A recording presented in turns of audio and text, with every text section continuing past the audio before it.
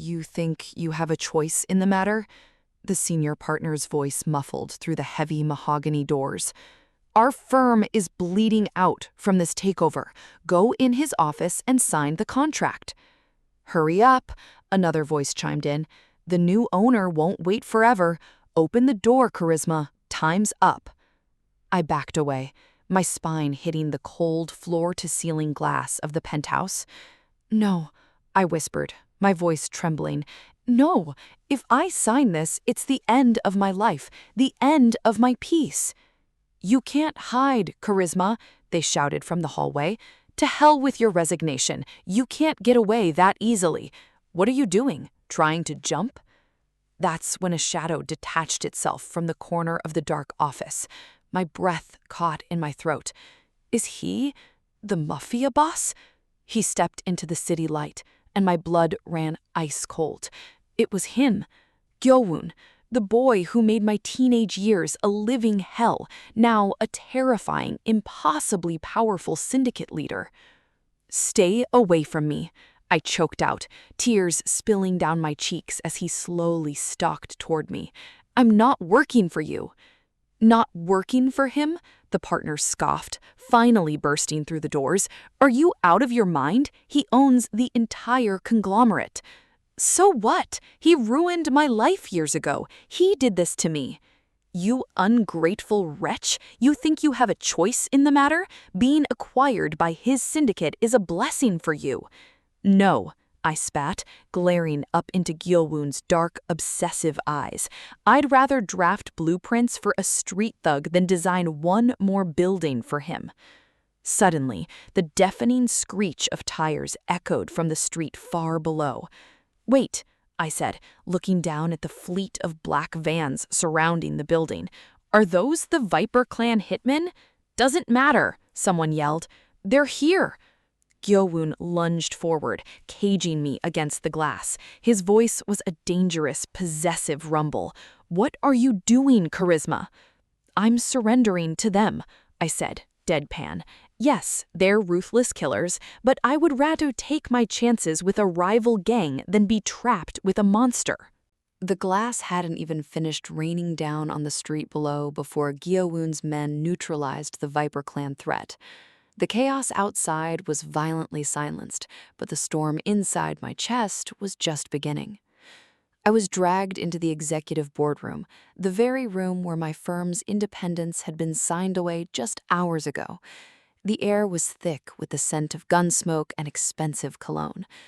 Gyeo-woon sat at the head of the long mahogany table, unbothered by the blood staining the cuff of his black shirt. He looked exactly as he had 10 years ago, yet infinitely more terrifying. The cruel boy who used to mock my very existence had sharpened into a lethal, commanding man. I threw a single sheet of paper onto the polished wood between us. I quit, I stated, my voice shaking with a potent mix of rage and absolute terror. I'm repulsed by you, I fired back, wrapping my arms around myself as if to shield my body from his intense stare. Did you really think you could just buy my firm and I'd fall into line? After everything you did to me in high school? You broke me, Gyeo-woon. I spent a decade building a quiet, safe life away from monsters like you. I'm leaving, and you can't stop me. I turned on my heel, desperate to escape the suffocating gravity of his presence. My hand reached for the heavy brass doorknob. You can't leave, he stated softly. I froze, glancing back over my shoulder. He finally picked up my resignation letter, his long fingers carefully tearing the crisp white paper directly down the middle. I didn't just buy the firm, Gyeo-woon, he continued, stepping around the table. He moved with a predatory grace, closing the distance between us until I was pinned against the heavy oak door. I didn't buy this company for business. I bought it to build a fortress around you. You're staying right here, safely by my side, whether you hate me for it or not. My life became a gilded, suffocating cage overnight. I wasn't just a captive employee, I was a prisoner wrapped in the terrifying illusion of safety. The morning after the takeover, I stepped out of my modest apartment to find two towering men in immaculate black suits flanking my door. They didn't speak, but their bulging holsters communicated exactly who sent them. When I tried to take the subway, they seamlessly commandeered the carriage. When I stopped for my morning coffee, they practically cleared the cafe. It was humiliating, isolating, and entirely by Gyeo-woon's obsessive design. I fought his protection at every conceivable turn. I locked my office door, drew the blinds, and buried myself in blueprints, refusing to acknowledge the shadows lurking just outside the frosted glass. I skipped meals just to avoid being escorted to the cafeteria. I was retreating back into the impenetrable shell I had built 10 years ago, completely isolating myself to protect whatever shred of sanity I had left. But Gyeo-woon refused to stay away. He cornered me in the drafting room late on a Tuesday, dismissing the guards with a sharp flick of his wrist. He looked utterly exhausted. The dark circles beneath his eyes were a stark contrast to his sharp, tailored suit. The terrifying Mafia boss who effortlessly commanded the city's underworld suddenly looked fragile. "Karisma, please," he murmured, his voice cracking with a desperate edge I had never heard from him before. "Just let the detail escort you home. The Viper clan is regrouping. I can't risk them finding you out in the open." I didn't even look up from my architectural drawings. I kept my pencil moving, my voice dripping with absolute freezing disdain. "I survived perfectly fine for 10 years without your protection, Gyeo-woon." He stepped closer, hovering just at the edge of my desk. "I know I don't deserve your forgiveness for what I did to you back then. I was stupid, I was cruel, but I'm just trying to keep you alive." I finally dropped my pencil. The graphite snapped against the desk with a sharp crack. I stood up, meeting his anguished gaze with eyes as cold as a winter storm. "I aren't protecting me," I whispered. The venom in my voice made him physically flinch. "You're just bullying me all over again. The only difference is, this time you have millions of dollars and a syndicate of thugs to do it for you." "That's not true," he pleaded. He reached a hand out toward me, his fingers trembling before stopping himself and pulling his hand back into a tight fist. "Every terrible thing I've done, it was all to get enough power so I could finally keep you safe." "Keep your apologies," I spat, turning my back on him. "You can trap my firm in debt, and you can cage me with your attack dogs, but you will never own my forgiveness." I grabbed my bag and walked out, leaving him standing alone in the deafening silence of the drafting room.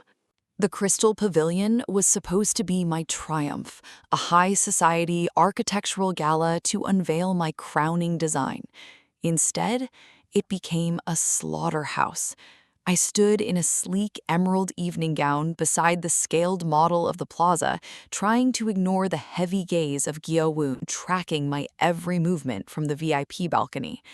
Even in a room filled with billionaires and socialites, his oppressive, obsessive presence was the only thing I could feel. Then, the floor-to-ceiling windows shattered.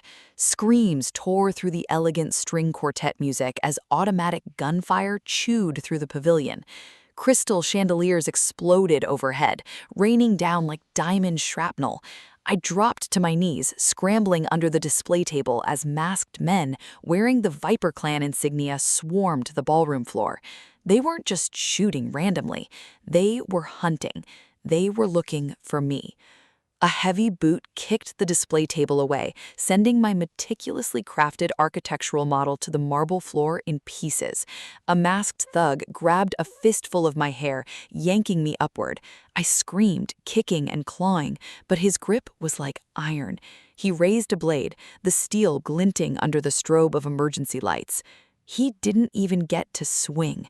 Gyeo-woon materialized from the smoke and chaos like a demon summoned directly from the abyss. He didn't just attack the man, he obliterated him. With a sickening crunch, Gyeo-woon drove his fist into the thug's throat, neutralizing him instantly, before effortlessly catching the falling knife. I scrambled backward, slipping on the slick marble, my breath coming in jagged gasps as I watched the boy who used to mock me turn into an absolute monster. 3 more Viper assassins lunged at him.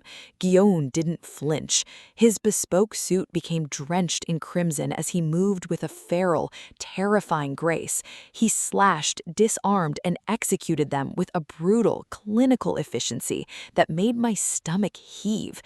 Every strike, every shattered bone was punctuated by his eyes snapping back to me, checking, assessing, obsessing over my safety. It was unhinged. It was a massacre born not of duty, but of absolute consuming madness. When the last body dropped, the pavilion was dead silent, save for the wailing sirens in the distance. Gyeo-woon stood breathing heavily amidst the carnage, his hands coated in red. Blood was dripping from his knuckles directly onto my ruined blueprints scattered across the floor. He dropped the blade and took a frantic step toward me. "Are you hurt?" he rasped, his voice entirely stripped of its usual cool authority. I pressed my back against a cracked marble pillar, trembling violently as I looked at the bodies at his feet, then up to his desperate, agonizingly tender expression. He was terrifying, a ruthless, bloody killer. But as his dark, manic eyes scanned my body for a single scratch, I realized with chilling clarity that this monster would gladly burn the entire world to ash just to keep me warm. The remote safe house was buried deep in the mountains, shrouded in a torrential downpour that mirrored the chaos inside my head. The sterile, wood-paneled walls felt like a vault. Gyeo-woon had stripped off his blood-soaked suit jacket, pacing the length of the modest living room like a caged panther. The brutal, untouchable Mafia boss from the gala was gone. In his place was a man unraveling at the seams. I sat rigidly on the edge of the sofa, staring blankly at the roaring fireplace. My emerald gown was torn, stiff with dried blood that wasn't mine. "Say something," he finally pleaded, his voice fracturing the heavy silence. "Yell at me, hit me, do something, Karisma." I slowly raised my eyes to meet his. "You murdered 4 men tonight with your bare hands." He flinched as if I had struck him. Suddenly, his legs gave out. The terrifying syndicate leader collapsed to his knees right in front of me, his broad shoulders shaking. He reached out, his bloody, bruised hands hovering just an inch from my knees, too terrified to actually touch me. "I'm sorry," he choked out, a raw, jagged sob tearing from his throat. "I'm so incredibly sorry, Karisma, not just for tonight, for everything, for 10 years of agonizing regret." I pulled my legs back, my expression hardening. "Your obsession does not justify my abuse," I whispered, my voice chillingly calm. "You didn't love me, Gyeo-woon. You wanted to consume me, and no matter how much blood you spill to protect me now, I will never absolve you for making me bleed first." He bowed his head, a broken sob echoing over the crackling fire, utterly defeated by the one thing his empire couldn't conquer. The mountain safe house quickly morphed into a sanctuary, into a suffocating tomb. Gyeo-woon's agonizing confession didn't bring us closer. It only amplified the terrifying reality that I was caged by a man whose love was indistinguishable from madness. I couldn't breathe. Every time I looked out the reinforced windows, I saw his heavily armed men patrolling the mud. I needed to escape. I needed the authorities to tear down this criminal empire so I could finally have my life back. My opportunity came near midnight.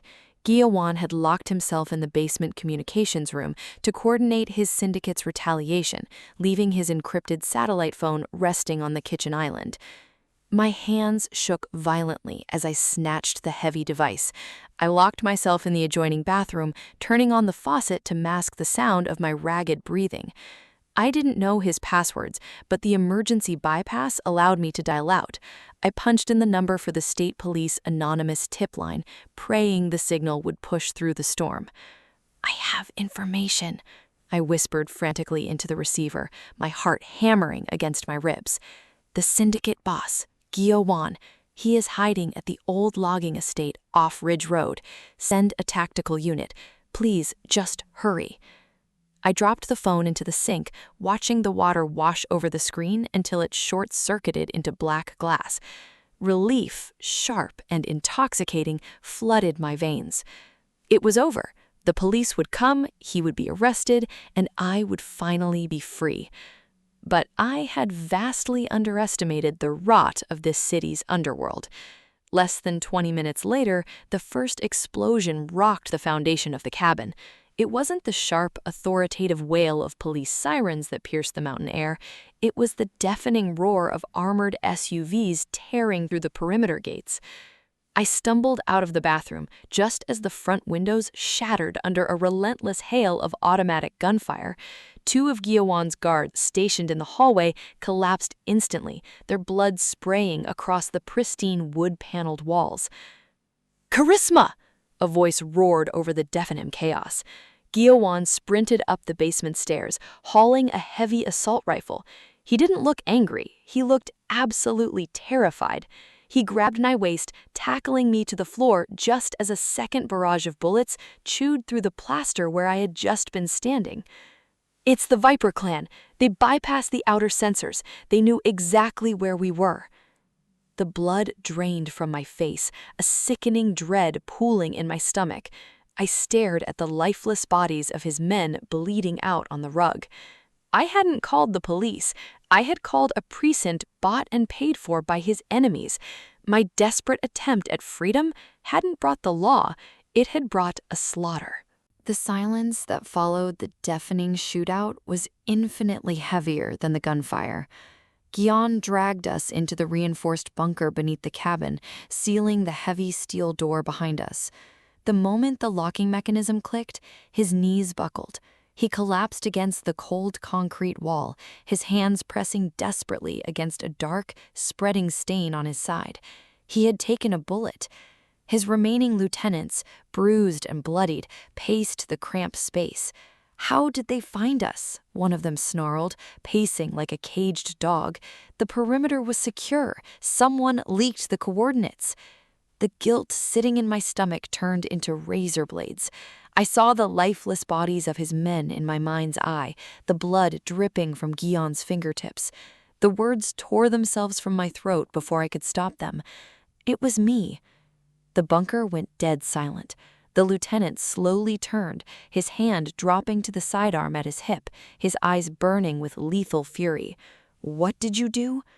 "I used the satellite phone," I whispered, my tears blurring my vision as I backed away. "I tried to call the police. I didn't know they owned the precinct." The lieutenant drew his gun, chambering around. "You killed our brothers." "Stand down." The roar tore out of Gyeo-woon's chest, echoing violently off the concrete walls. He forced himself off the ground, staggering in front of me, to completely shield my body with his own. Blood poured from his waist, pooling on the floor, but his presence was absolute and terrifying. "She is entirely off limits," Gyeo-woon growled, his voice a lethal, breathless warning. "If any of you so much as look at her with disrespect, I will skin you alive. Am I understood?" The lieutenant hesitated, his jaw clenched, before reluctantly holstering his weapon and stepping back into the shadows. Gyeo-woon swayed, the adrenaline finally giving way to the massive trauma his body had endured. He fell hard to the concrete. I dropped to my knees beside him, my hands trembling as they hovered over his bleeding side. I stripped off my ruined jacket, pressing the fabric hard against the gunshot wound. "Why?" I choked out, a sob finally breaking through my chest. "I did this to you. I caused this ambush. Why aren't you angry?" He looked up at me, his face pale and slick with sweat, but his eyes were completely devoid of malice. Instead, they held a profound, agonizingly gentle relief. "Because you're alive," rasped his bloody hand, reaching up to weakly brush a stray tear from my cheek. "That's all that matters, Karisma. Just you." My breath hitched.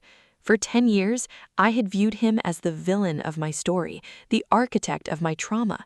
But as I felt the fragile, failing beat of his heart beneath my palms, the impenetrable fortress I had built around my soul finally began to fracture.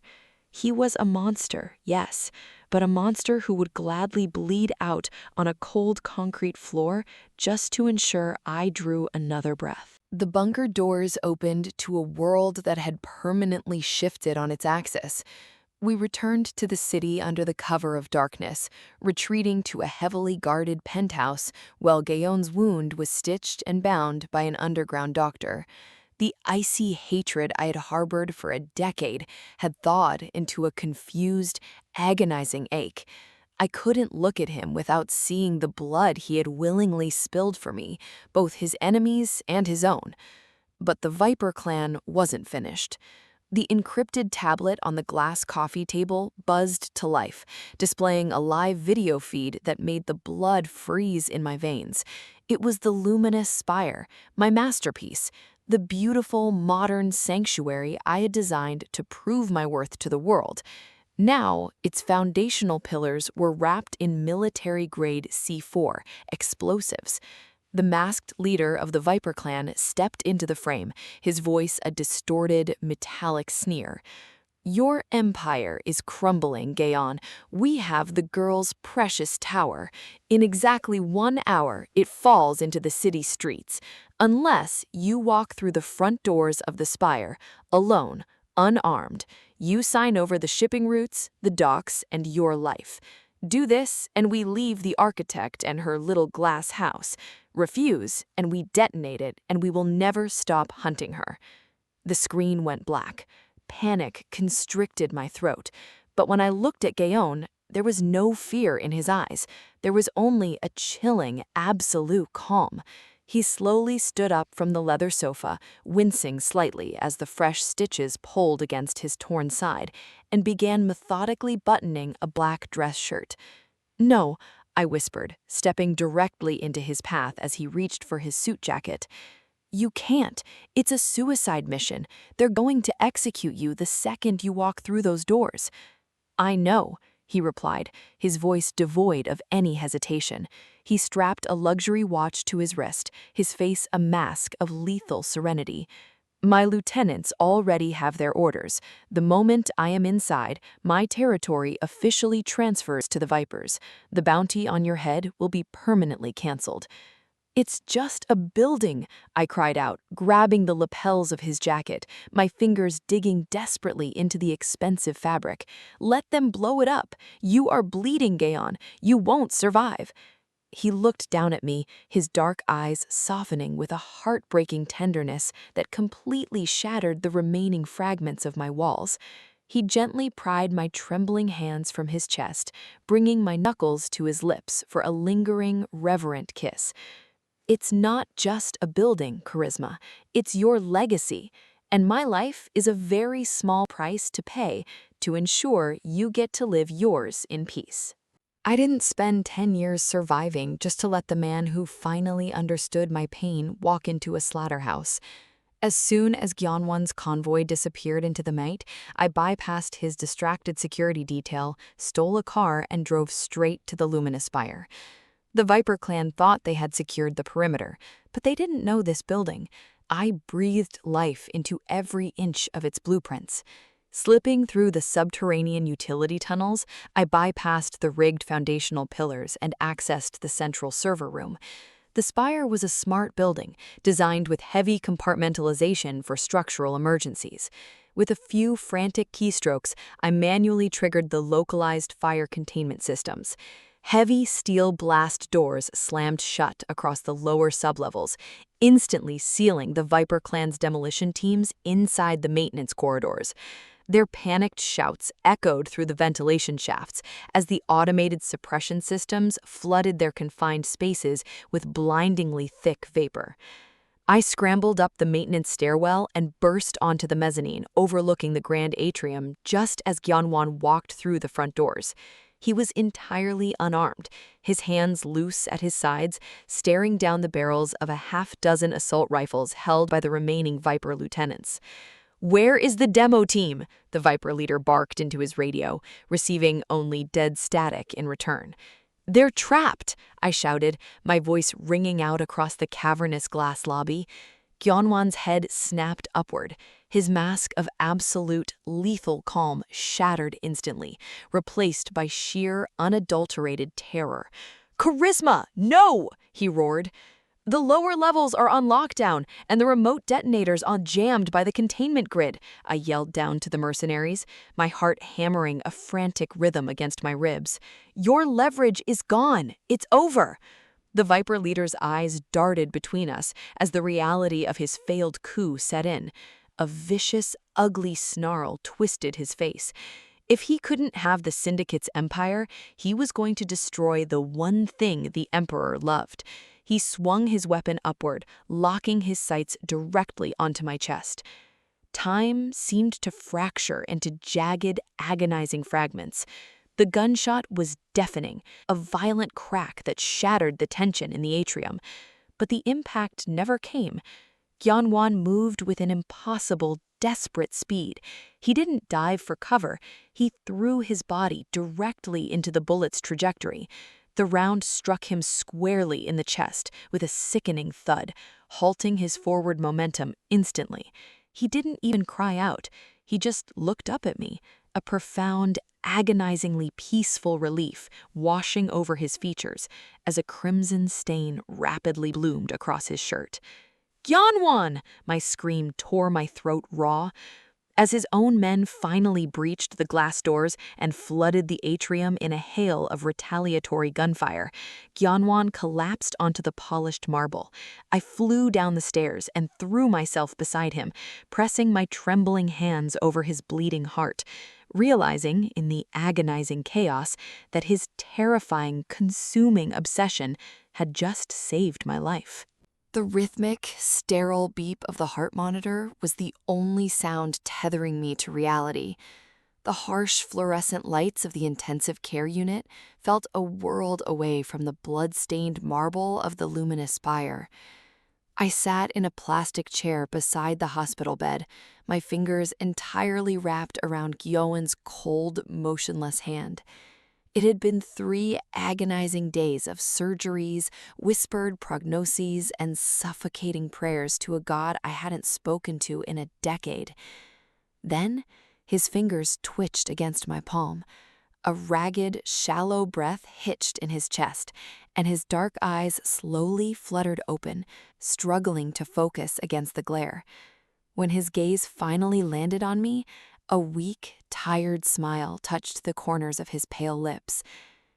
"You're here," he rasped, his voice barely more than a whisper of dry air.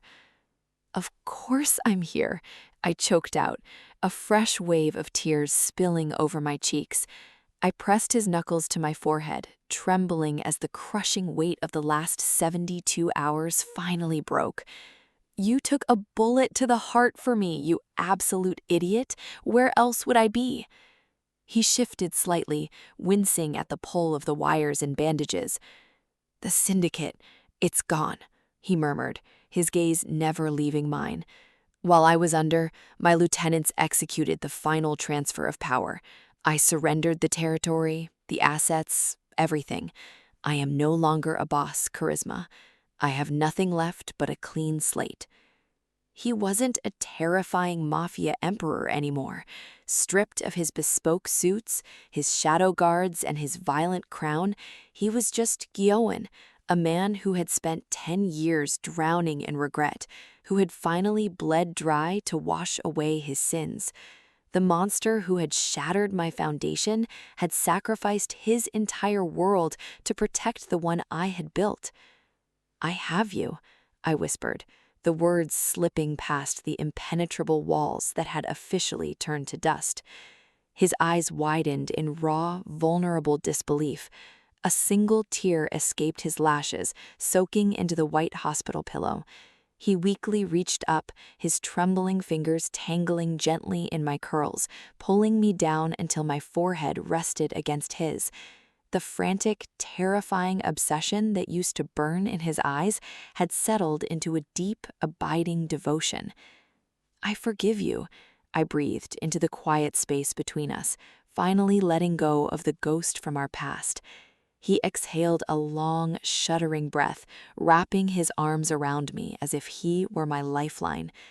The dark empire had fallen, but as I listened to the steady, enduring rhythm of his battered heart, I knew we finally had the sturdy ground to start over and rebuild. And so, Karisma and Gyeo-woon's story reminds us that sometimes the most impenetrable walls aren't broken down by force, but by a love willing to sacrifice everything. From the ashes of a dark, violent empire, a beautiful new foundation was finally built. If their journey of survival, sacrifice, and redemption kept you on the edge of your seat, please hit that like button and subscribe to the channel for more heart-pounding, dramatic stories just like this one. I love seeing how far these stories travel, so before you go, drop a comment down below and let me know, where in the world are you watching from today? Thank you so much for listening. Until next time, stay safe and keep building your own beautiful story.